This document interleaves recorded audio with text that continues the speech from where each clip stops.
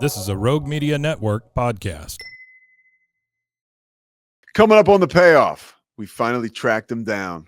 We knew where he was the whole time. Mike Hamilton, 3 years sober, talks to us about his journey in life. Let's just say Mike just accessed a box of Kleenex, okay?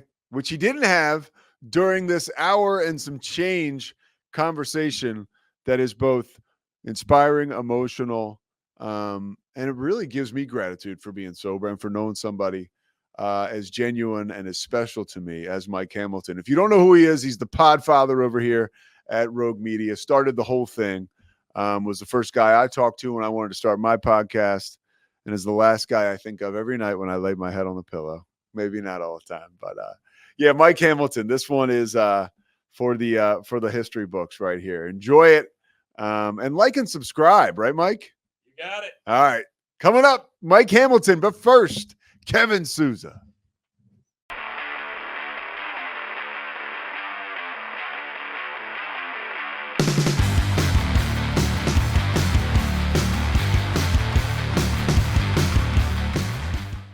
Well, here he is. Potentially the guy who's responsible for all this. Yeah. Is that an indictment or is that Depends on who you ask. Yeah. But no, this is Mike Hamilton. Hey. He is you're the creator of Rogue Media. Yeah. Right? Yeah.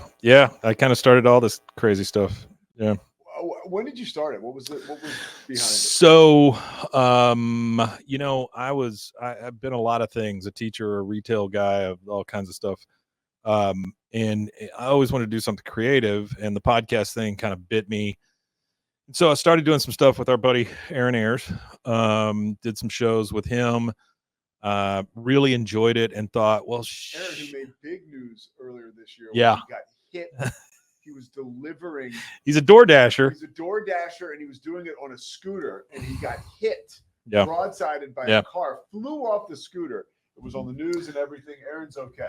Yeah, he's fine as far as I know. I hadn't talked to him in a little bit, but anyway, we started this thing called Very Dark, Very Quick, which was Very dark, very quick. It was a podcast I was supposed to do with Casey Jones, another friend of mine, and Casey just didn't have the ability to do it at the time, and so Aaron and I started it, and it was skits and talk and clips and all kinds of stuff, and it took us forever to assemble it and put it out and all that.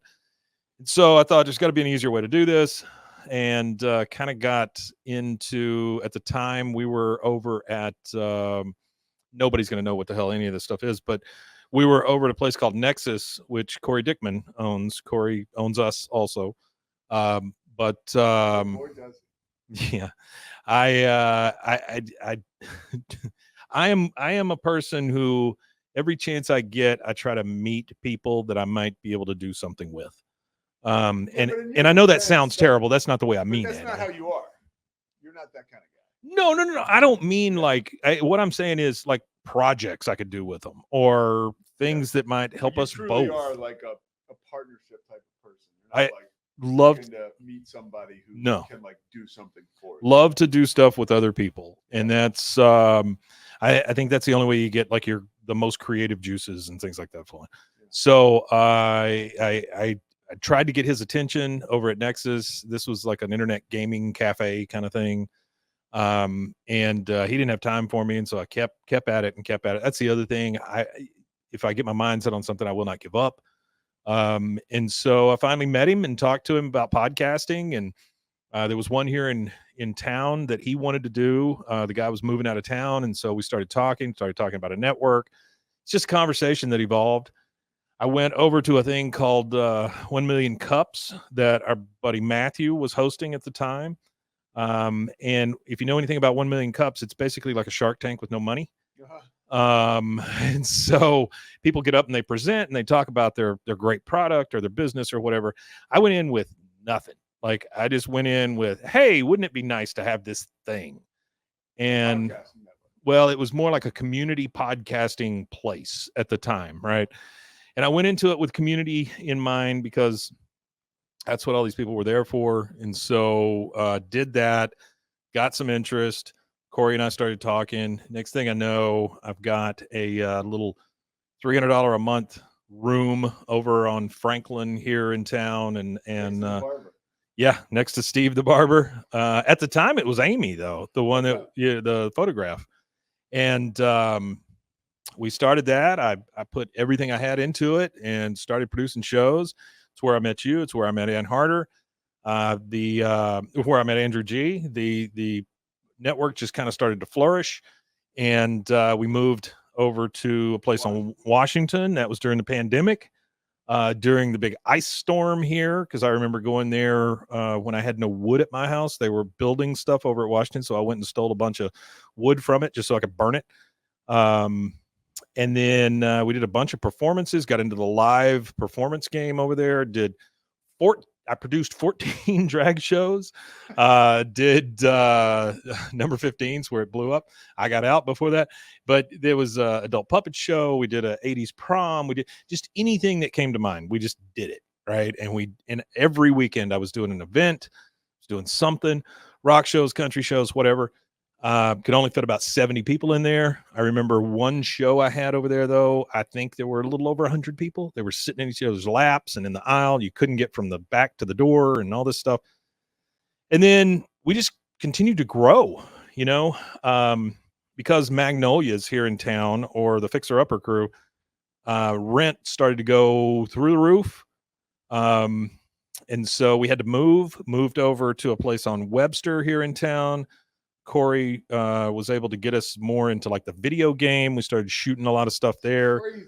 Yeah. And then moved here in the 21st floor of the Alico, which is the biggest building in Waco. There's only 22 floors, so we could only go up one more.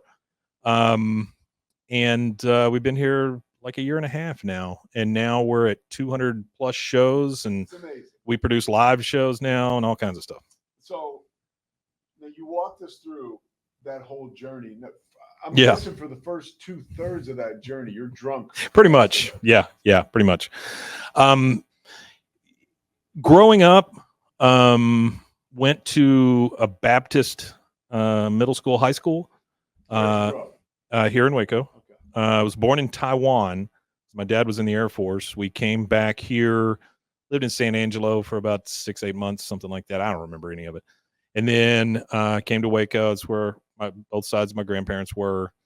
And, it's the Waco, they call it the Waco suck because it sucks you right back in. You try to get out and you come back in. Lived in Austin for 5 or 6 years, on and off, trying to do some stuff there. And had to come back here. Parents are here. Life is here. Kids are here. All that kind of stuff. I just realized I didn't have the microphone in front of me. So that's maybe on the back end. You can fix that. Yeah, you're good. You're Turn me up a little bit. Good no, and the reason I say the Baptist thing is because we were very like, you don't drink, you don't this, you don't that, any of that stuff. The high school that I went to was a very teetotaler. We went to chapel, once a week, had to wear our little Bible ties. And I just hated every minute of it.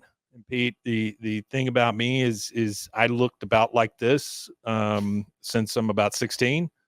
And so I could walk into a liquor store and get anything I wanted. And that's what I did. When did you start drinking? Probably about 16, something like that. Now, did you notice that it had a certain type of impact on you or your brain? God, yeah. Yeah, it was great. I could just disassociate from everything. It was wonderful. Yeah. And I don't say that to think or to make any light of it. But at the time, it was the best thing ever. I mean, it euphoria, didn't have to think too much, could eventually go to sleep. You know what I mean? Yeah. My brain is constantly going. And my wife will tell you if I wake up, like this morning, I think I woke up at 5 something, and I open my eyes and then I start thinking about the day, I'm done. I got to get up, It's the same thing at night. And so alcohol helped me sleep until it didn't.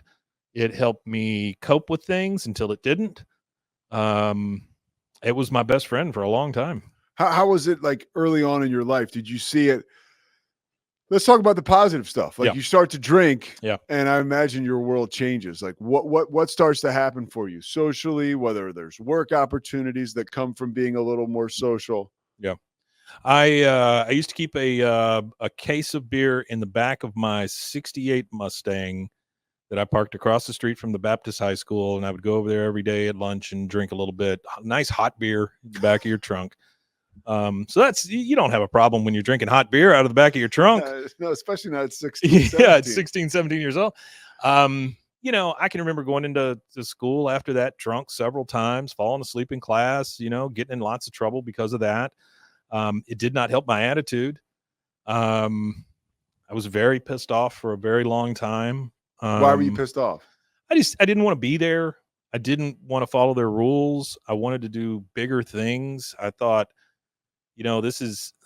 these people are so small minded and close minded. And this is a Baptist high school that I remember in my junior year, the yearbook came out and the Mr. and Mrs. of the school. I won't say the name of the school, but it was Mr. By the way, they closed, and so I feel like I won.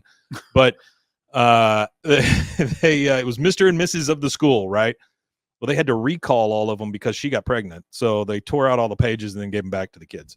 So that was the kind of stuff that I hated that. Yeah. And so drinking helped me cope with all that stuff until, like I said, until it didn't. What's going on at home during all this? Like drinking on your mom's side, your dad's side? No, actually not at all. They, neither one of them. My dad, it surprises me now.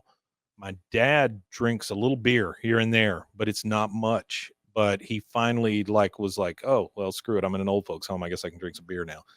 So he has like one or two a day kind of thing. I don't think my dad's ever going to have a problem with that stuff. I mean, if he does, I'll be there for him. But, yeah, they didn't drink at all, man. I mean, we just didn't. And I think that's part of it because it was so like, you can't do this thing. And I've always been that person where I'm like, well, screw you. If you say I can't do it, I'm going to do it. Yeah.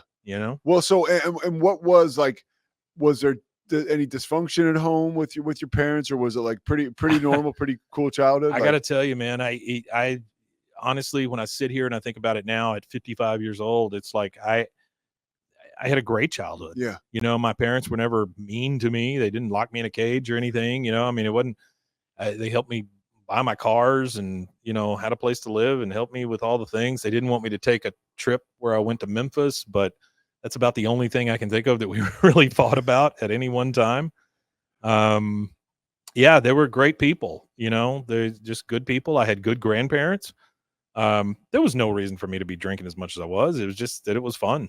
So that's what I did. So when did things start to like sort of, I don't know, you're like, man, maybe this could bring me some harm? Because when I was young and I was drinking in high school, I was truly like, this is such an amazing tool for me to work a room, work my own life, just like to produce. I was so taken with it. Your experience, similar, not similar? Yeah. So as a kid, not really. I mean, it wasn't like, I don't think I necessarily had a problem as a kid. I think it probably kicked in my late 20s ish. I mean, I drank most of my life. And, my parents would find the occasional bottle here and there or whatever. And I'd say, I'm holding it for a friend, or whatever. It was always that kind of story. And they let me get away with it. They were more concerned with me smoking cigarettes than they were me drinking alcohol. So, even though my dad would put down the pipe and tell me not to smoke, and it was that I really didn't have a problem with it. Now, I got married when I was 21 years old, which don't do that. And that marriage lasted for about a year and a half. What was going on like behind the curtain there? So we bought our first house. We were like high school sweethearts. She went to the same Baptist high school. She was there when I got kicked out. Got kicked out of that school twice, by the way. Anyway, I was totally in love with her and everything was great. And I started working. I went to, I grew up working in video stores. Like VHS stores. Old time VHS beta video stores. Yeah. I ran a beta only video store at one time. So tell me why I was drinking. But at that time, I had to go, I would drive from Waco, Texas to Hillsboro, Texas, which is not that far, but I helped open. It's like 30 minutes. Yeah, 30, 45 minutes. And I helped open some of the what do you call them? The outlet stores. Okay. So big outlet mall there in Hillsboro. I got in with this company called Home Video Inc. out of Austin. When I was there, I'd worked at some of their stores. They called me in to go open these stores for them, and so that's what I did. But being on the road all the time, being in Hillsboro, wife got lonely, and things happen, Yeah. and that was my first big letdown, I think, of something that I genuinely could not control. And so, yeah, I mean, I started drinking a little more then. Um, yeah, I kind of got over that, and then, but What do you mean you kind of got over that? I mean, it's tough, you know. Yeah. And anytime somebody, It's more than tough, Mike. It's like debilitating. well, anytime somebody violates your whatever, Trust. yeah, your trust or your relationship you have with them, it's tough, you know. And it hit me like a ton of bricks, and so that kind of started me down the road, I think. Um, you And so you know, probably weren't processing it at all. oh You were God, just no. drinking a lot. No, I just started drinking. Yeah. And then, you know, the only way to meet people, I thought, was you got to go to bars, you know, and you meet people there. And So now you're single Yeah. with heartbreak. Yeah. And I get it. And what else do you do to meet people? You go to the bar. Yeah. Yeah. So that's where I met my second wife. And we had What bar? it was Fridays is what it was called. But not TGI Fridays. No, they had to change the name when we got a TGI Fridays here in town. They had to change their actual name. Oh, really? Yeah, they were sued. Okay.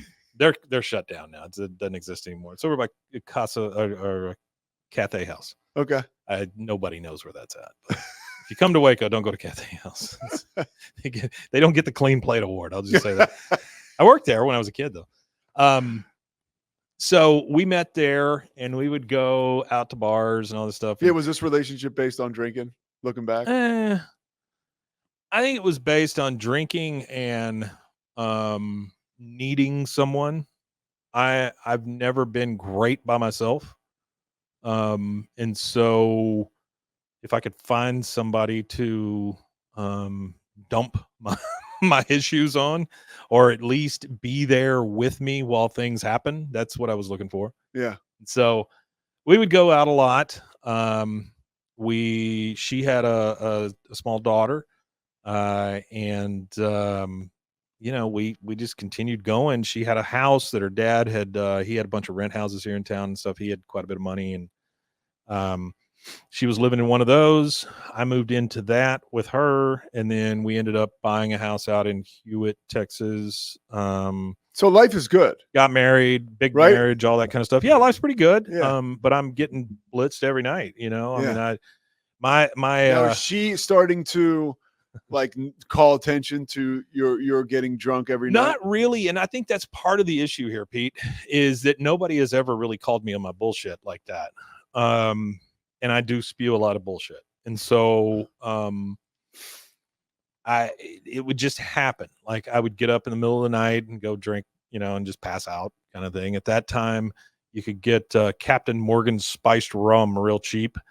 And so I'd buy that big, you know, doorstop bottle and keep it up in the cabinet. But I wasn't really hiding anything at that point. I would just get up and be by myself and drink and watch TV until I fell asleep or passed out. And that became a problem later. But you know, we drank a lot at home. We'd go out and drink. I mean, drinking was just a part of life. Yeah. You know, So often I think with people it is. And I think that's how social lubricant, right? I mean, that's what they say. Yeah, and it can creep up on you. I think there's a lot of stuff like that we just are learning about alcohol and about like sitting at home having like 4 or 5 drinks with your wife and then going out to dinner, having 4 more, and then coming home and having another 4. Like that's nobody needs 12 drinks. They just don't. No. And drinking is a good time for people who can handle it. Like there's no question, but there's a mentality about all this stuff being normal, and it's not. It's just it's not normal. It's not, and you don't realize that until you're out of it. Yeah. Because when you're in it, you're able to you know, you're able to explain everything. like, oh, I just went to this place and they were drinking, and so just to be social, and and then you'd go home and I just need to unwind and relax and things. And like you say, it turns from 2 to 12, Yeah. um but I would do that. We were married for 15 years. Um and on and off, I had little issues here and there, but What nothing. do you mean little issues? Well, I'm just talking about drinking and stuff. Yeah. Like I any big instance that like was something where you were like, "Oof." Not really, until we got to the divorce, which, Okay. no spoilers here, but, All right, yeah. go ahead. So bring us So, there. had a couple of issues, had major back surgery, when we were married, and, at that time, the doctor I had gave me, Soma, which is a Yeah. very powerful, muscle relaxer, and Wrestlers, big time. hydrocodone, and I would Okay. take them together. Doctor told me to take them together. I would take them all day long, and then drink on top of that. And boy, if you want to pass out, there you go. That's your cocktail. Somas can really screw you up. Yeah, they don't really give it out anymore. Oh, Believe me, I've tried. No, I haven't. I needed it at that time. I get it. I was waiting for surgery, then had the surgery, and then had the rehabilitation and all that stuff, which I didn't do right.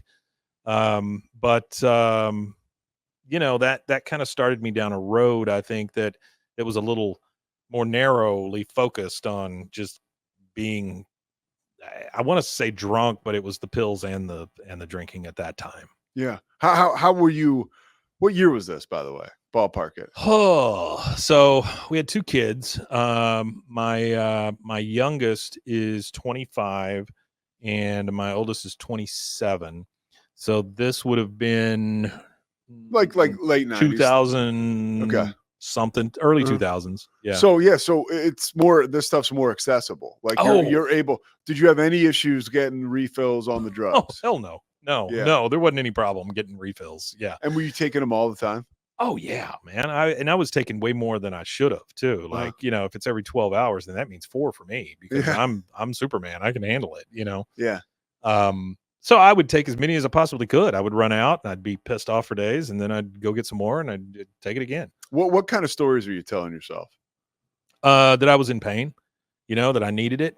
That if it was at that time, that time I was teaching high school. So floating through the day on somas and hydrocodone all day. And then I would take these little 5-hour energy drink bottles. You know what I'm talking Oh, about? yeah. Like, you get the little 5-hour energy Yeah. drink. Those hold just the right amount of a shot of whiskey or whatever you want to put in them. Yeah. So if you drink one of those when you're at work, you got a 5-hour energy you're drinking, Yeah. And so it was that So you kind would of fill stuff. those up. Oh yeah. Yeah. Yeah. I would hang on to the bottles and fill them up. Yeah. And then you could carry those around with you and nobody would care. Was there a point where you crossed over a threshold in your own mind where you were like, this is kind of getting dangerous? Yeah. I think I was teaching high school, and like I said, I had those problems, then had the back surgery, and then I had an issue with a couple of things, and at school it wasn't anything Yeah. big, but I didn't like what I did, and so that added to it. I remember one time at school, I was about to leave. Everybody was gone out of the class, and I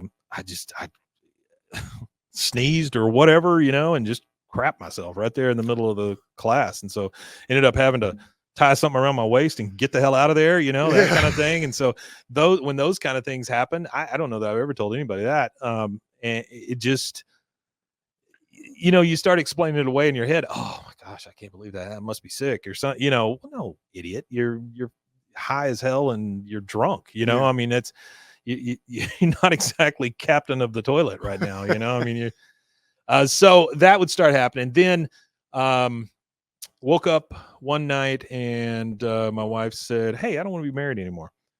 And so can't say that helped. I don't know that it was necessarily all her fault, but I like to think it is. But two small kids at the time, and what happens? So in my mind, as soon as she told me that, a switch flipped in my head. And that switch was, okay, then I have to watch out for me and my kids. This woman is done. I gotta move over to the other side. So I told her, I said, hey, can we just try to stay together for a little while, to ease the kids into this and all this stuff. In my mind, I'm thinking, F you, I'm about to make your life hell. And so she agreed. I went out and got a PI the next day, started having her investigated, just got piles and piles of stuff on her. Was able to get some information from some places, not just that. Maybe some things in our house that I was able to get into that maybe I shouldn't have, and found a lot of information about different things. And this is honestly the second time I've been cheated on. Yeah. And so I'm like, is it me? Yeah. What the hell's going on here?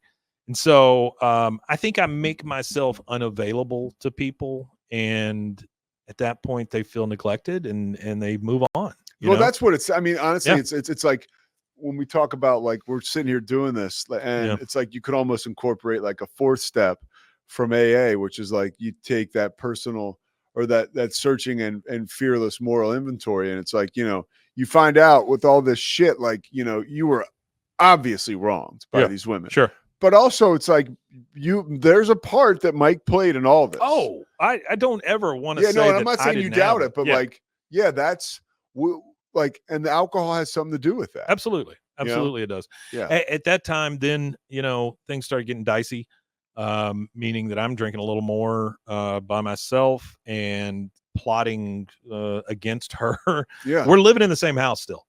She's in one side of the house. I'm in the other side of the house.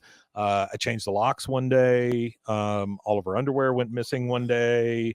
There may have been like some screws and things that happened to fall behind her tires and stuff. I mean, it got nasty real quick, Pete. Yeah. And, it all came from me. Yeah. But I felt like I was in the right because I was either drunk or I was pissed. Yeah.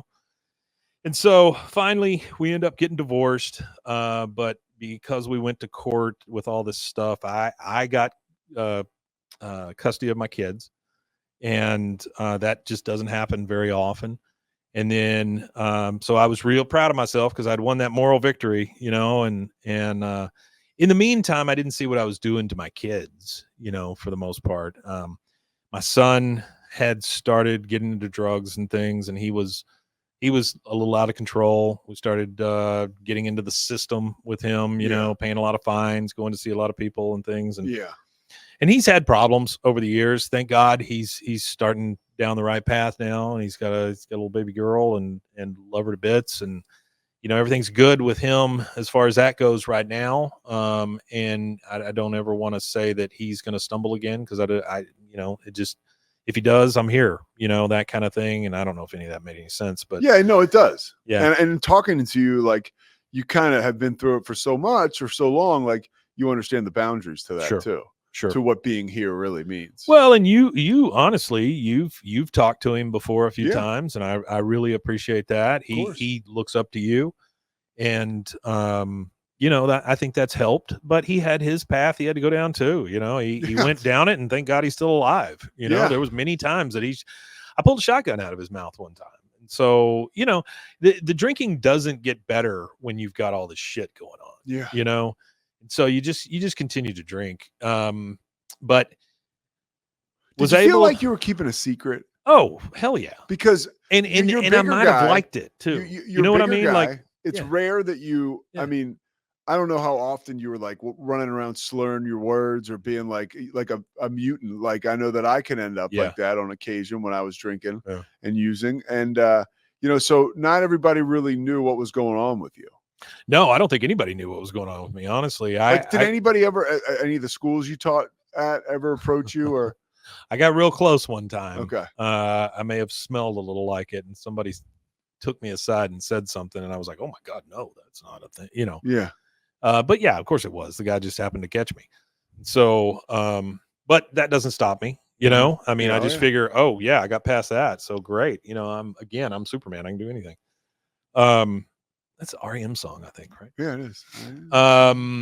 So anyway, that happens, going through nasty ass divorce, all this stuff, kids going back and forth. I get on one of the dating sites because, you know, I can't be by myself. And so luckily I meet a woman that ends up living about a mile away from me, which is crazy. And we have now been married for, it'll be almost 15 years. I guess it'll be 15 years next year. Amazing woman. She is my, I don't deserve the grace and the patience she gives me. So, sorry.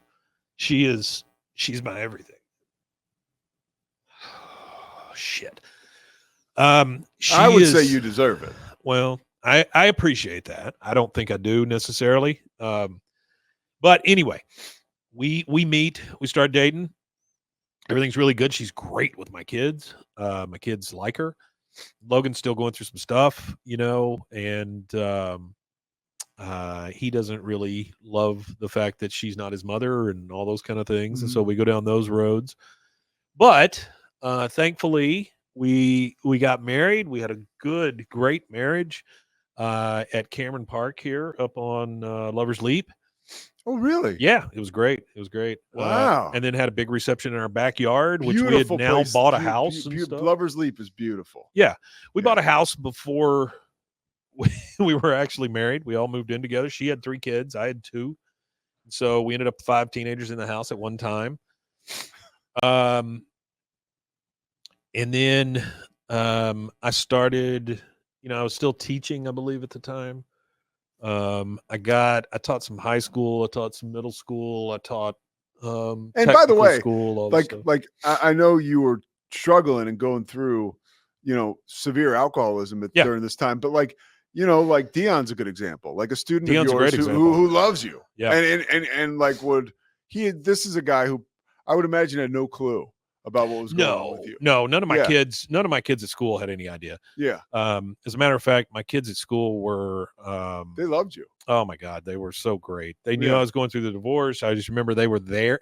Like, this is stuff that I shouldn't have been sharing with them, but you know, I did because maybe I didn't have boundaries or whatever. But I remember them making me this giant card that said, you know, we're behind you and all this stuff. I mean, it was fantastic. Wow. But Dion is a great example. Dion was a student of mine at the high school, and then I left there and went and taught at a technical school here in town, and was teaching some programming and stuff like that. And he shows up over there to go to school, and so I had Dion in classes again, and then I end up leaving there and going to another school.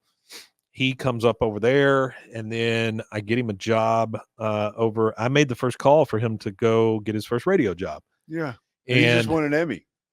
He did just win an Emmy. Yeah, you spoiled my ending. But yeah, he he is a kid that is a product of a single mother, going to more of a inner city type school. I mean, it's not Chicago or anything. We're still talking Waco, Texas, but you know, he could have gone this way, could have gone that way. And he chose the right way, ended up working on the radio, then ended up producing over at the TV station you worked at. Yeah. And then ended up in Houston. And then now he's in Dallas at WFAA and just won a local Emmy. I mean, come on. Yeah. I mean, he's amazing. At he's WFAA. amazing. Oh, he's having a kid too, which is amazing. And yeah. That's one of the most prestigious stations you could ever work at. It's a great station. Let alone win an award for. Yeah, absolutely. Yeah. But anyway, going through the divorce, got married, all that stuff. We're there now. All right. So Suzanne's no bullshit. Oh no. I know your wife. Yeah. Now, does she ever bring this up to you? Like the drinking? No, she doesn't really. And by this time, you know, I've started the Rogue, and I'm at the studio all the time. I'm either at work or I'm at the studio. Always. Oh, you were always there, dude. Oh, dude, it was all the time. Because so, like now where we kind of have hours around here, just to give people some context, like there's sort of like some boundaries. And honestly, it's not just Mike. So you can go home or have a weekend or time to yourself when other people can do a job that you used to do. So you were doing everything. So you were literally there around the clock. Like I was mess with you, but like Terry Blues and his guy would come in, and they would come in at like 9:30, smoking and drinking, and it would take them forever to even start their recording. Terry's the man, a comedian. I think Terry's a very funny guy. Lives up in Minneapolis now. Yeah. Yeah, at the time that was. But I always no bullshit. say you would have been an amazing, and you still are really. You got a record label that you started here, but like you'd be the best manager of like talent. Like you do a great job of just kind of like moving people in the right direction. That, man. Yeah, no, really you do because you're patient. I enjoy it. Yeah. That's the thing. I want to see people develop, and I want to see them grow, and I want others to notice what I see in people, whether it be a band or a comedian or whatever, and yeah. I know I can't do it all. I think I know that, but I try, and at the time I was working a lot. I would teach out at the technical school. I would leave for lunch. I'd come over here to Franklin and record a show. Then I'd go back to work. And then as soon as I'm done with work, I'd go back to the studio. And my wife she's just okay with it all. And this is the first relationship I've ever been in where she's like, you go do your thing and do the thing you enjoy. That's all I care about. That is the only thing I ever wanted to hear. You know what I mean? Yeah. Like to have a partner that is. I can relate to that right now. Too. Oh my God. Yeah. It's yours built you a friggin' studio. Yeah. Yeah. So, I found the person that I was supposed to be with, and that is, it's an amazing feeling. And I've tried to fuck it up many, many times, had a couple of surgeries during this time. Ended up with a big fatty tumor in my stomach, had to have that taken out. Had neck surgery, had some more back stuff, all kinds of shit. I'm a walking miracle, Pete. I'm held together with screws and duct tape. Let's jump to, you finally have one medical issue that's like almost ready to take you out. So when we moved over to Washington, the street here, studio. Where we had the big studio, we had more of kind of a clubhouse atmosphere. Yeah. But the thing about being at studio all the time is there's a lot of downtime, a lot of lonely time. I'm just editing. I'm just the only one there. I brought you guys a case of beer once. I didn't realize I was enabling. You're fine. Yeah. I'm a grown man. I could have said no. So anyway, I'm there all the time. So I'm drinking all the time. I used to keep beer on hand and wine and stuff for guests. You'd open the fridge in there, and I was like, wow, this is pretty cool. As somebody who was like coming through sober, I was like, well, this is like a real studio. These guys are like fucking rock guys. We had all kinds of stuff. Yeah. And you say I'm Wolfman Jack all the time. And I understand what you're saying. And I know you're kidding around with me, but that's kind of what I wanted to be, you know? I mean, I wanted to be that guy that just kind of oversaw the things, but anyway, all the drinking. So at home, I would kill off a couple of bottles of wine a night. At the studio, I would drink beer and wine and stuff all day, all night, whatever. Finally, one day, middle of the day, we're over at Washington. I get up. It's around this time of year. Huh? It's around this time of year? Yeah, it's about this time of year. Yeah. I get up and I'm like, oh, I don't feel good. So I just start walking around in that big open area we had. And I said, listen, guys, I think I'm going to go to the emergency room. I just don't feel good, And they looked at me, and Aaron Ayers is the one that took me to the emergency room. He said, oh no, you look like shit. I'll take you. And so thank God he did, because I don't know what would have happened me trying to drive over there. I kind of lost feeling in my hands and all kinds of stuff. Anyway, I get there. Suzanne meets over there, putting this poor woman through this big emergency. I end up having pancreatitis caused by the alcohol. Did the doctor tell you that? Yeah. My pancreas just stopped working. It just wouldn't work. And so, all the filtration, all the stuff that's supposed to happen in your pancreas just didn't happen. And had I not gotten ahead of it, I don't know. I don't know what would have happened. By the way, it's the second time that my wife has basically been there for me when I almost died. I didn't tell you the other one. But this one, honestly, was my fault, but it wasn't like an addiction thing. I had the flu real bad one time, and I always sleep in a different room because I don't want to get her sick, or at the time the kid's sick or whatever. And so I would sleep in the other room. They gave me some cough medicine with codeine in it. Mm-hmm. My issue is I hate wearing glasses. Hate it. Don't want to do it, but I have to have them. I was feeling bad. I got up and I went in there to take some of the cough medicine. Didn't wear my glasses. Instead of pouring 3, whatever it was, I poured like 10. And so I took too much cough syrup. This was not by choice. I promise you, not trying to get high here, just trying to feel better. Yeah. And I took that and I went and laid down. And basically what I had done is I had shut down my system for the most part. And so blood was not getting to my brain. I passed out on the ground, smashed my face up real bad. My wife just happened to hear me fall because this is on the other side of like a big steel door. She just happened to hear me. She came in, she got me. Ambulance came and got me. They couldn't find a pulse, had to take me out on a stretcher, head down so blood could get to my brain. Anyway, that's the first time she saved my life. The second time was probably at the hospital. She was there every step of the way. Now, was she there when she hears this guy say, hey, this is alcoholism? Yes. So what's her reaction? She doesn't really have a reaction. I think that most of hers is it's an amazing part of her. She just understands. Like she's like, okay, well then we're going to work on this, like no judgment, right? No, absolutely no judgment. But the problem is like, I've been lying to her, for the most part, kind of hiding this stuff. I mean, if I ask her to buy wine, she would buy it, if I ask her to whatever, and then I would go get more. And so I don't know that she knew the actual extent of any of it. Dude, I didn't know. Oh, no. I knew you for like a year and a half. She always says that she's never seen me drunk, and that's pretty true. I mean, I was very hard to get drunk. Yeah. Well, your whole story, I mean, you tell this story, I don't feel like I was lied to at all. I just feel like I had no clue. I'm in there doing a podcast about sobriety. Yeah, and I'm out there drinking. Which is like, yeah.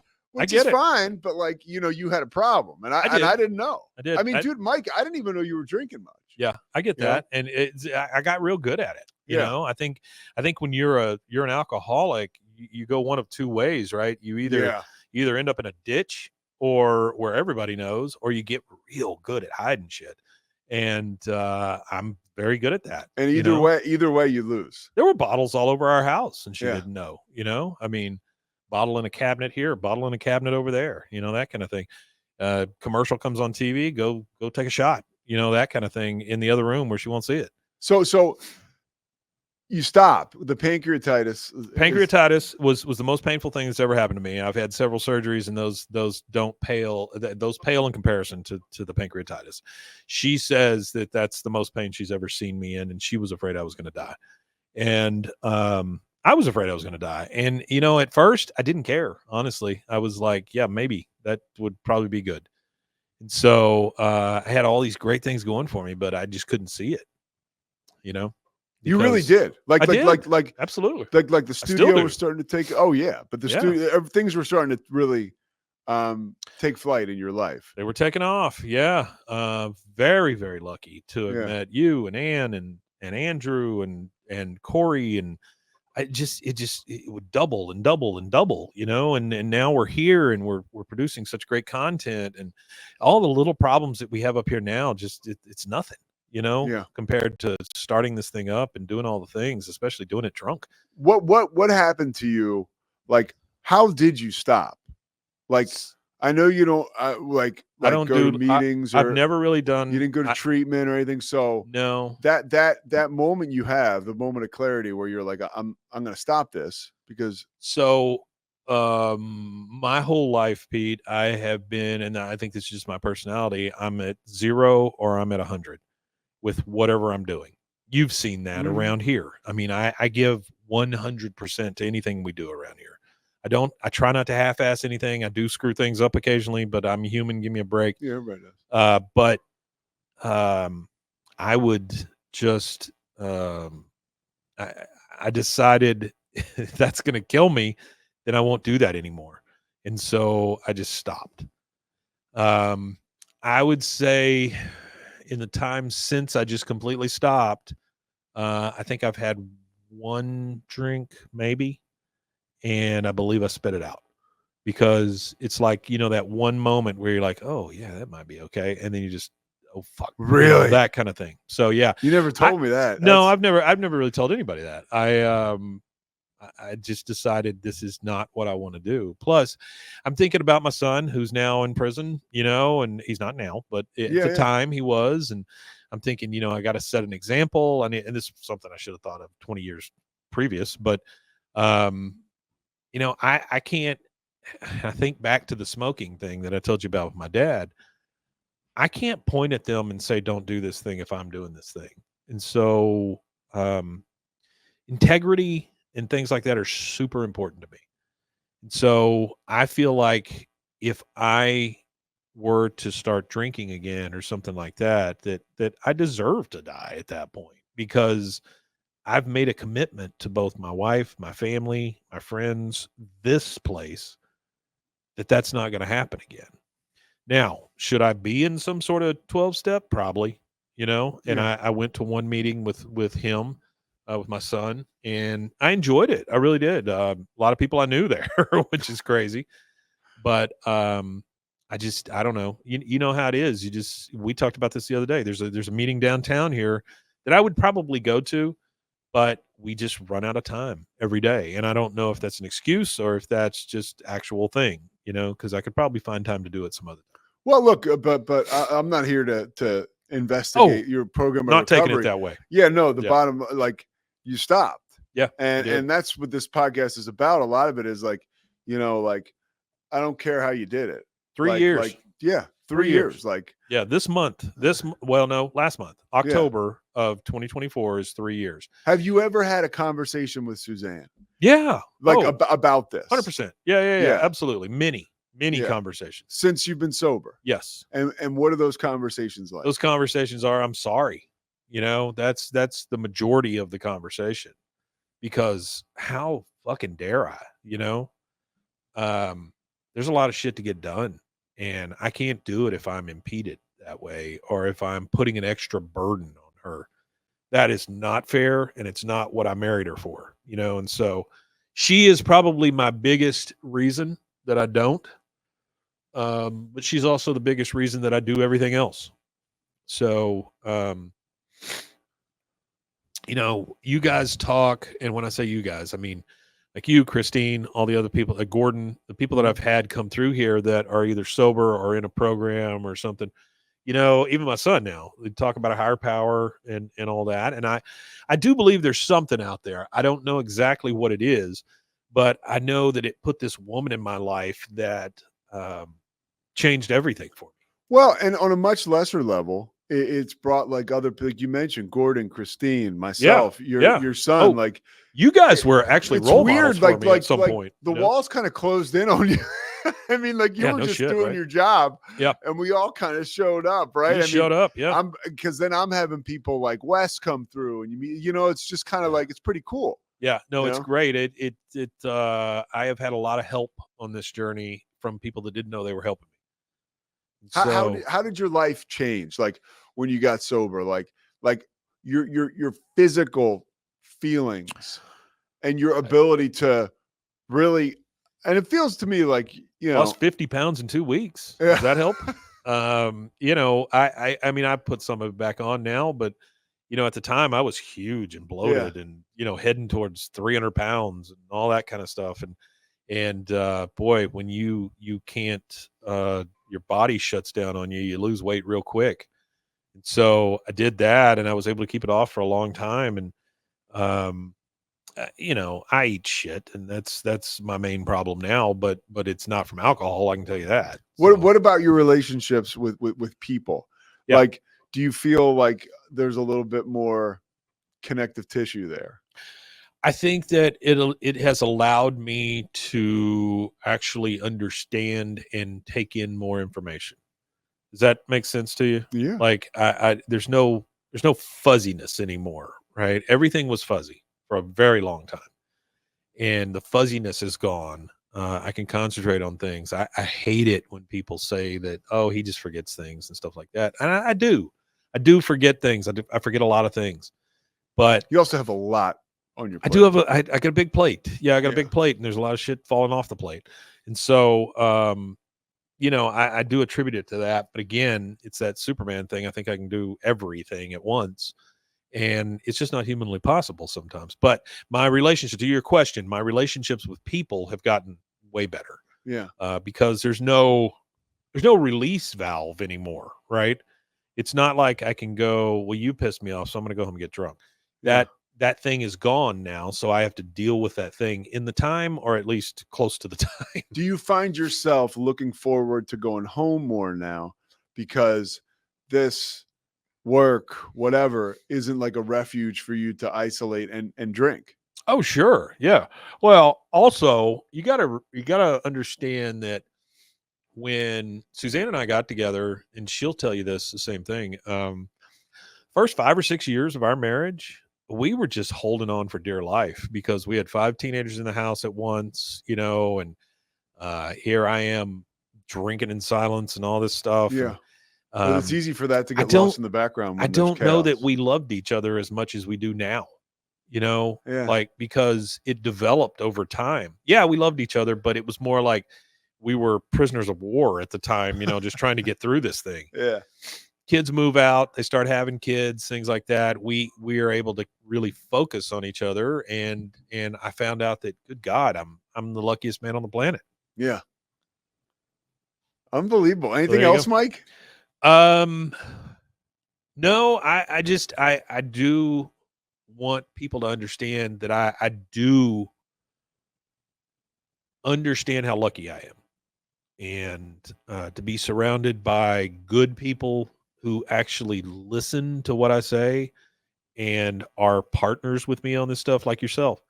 I never thought I'd be doing a freaking sports show with Pete Souza every day of the week. I mean, you're great. I love you, Pete, and I really appreciate your friendship. I love you. Yeah. That's it. That's all I got. Yeah. Well, thank you for doing this. That's Yeah. I think it was fantastic. Thanks for making me cry, Pete. I appreciate it. Yeah.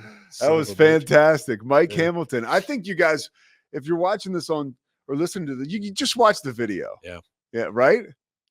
Yeah, if you can take it, sure. All right, Mike. Thanks, brother. Thanks, Pete. Thanks so much for listening to The Payoff with Pete. Once again, I'm Pete Souza. And of course, we are part of the Rogue Media Network. All kinds of good podcasts you can find at roguemedianetwork.com. And of course, you can find this podcast and all those other ones wherever you get your podcasts, iTunes, Spotify, other spots like that.